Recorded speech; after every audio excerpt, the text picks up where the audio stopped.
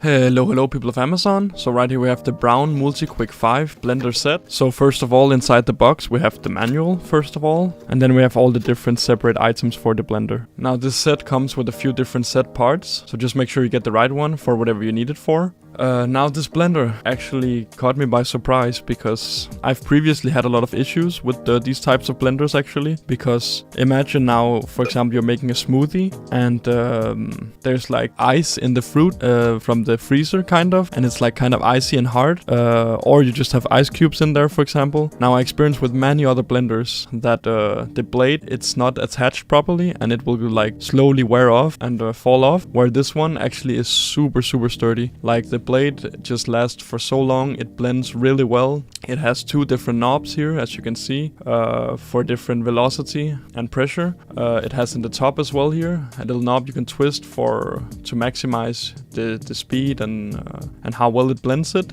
Now my set here came with these little things. It came with a measuring cup, also a cup you could use for example for smoothies. It came with a dicer and with the actual blender itself. Now as I said before, it can come with many different sets, so just make sure you get the right one. Now keep in mind, I'm only doing this for demonstration purposes only.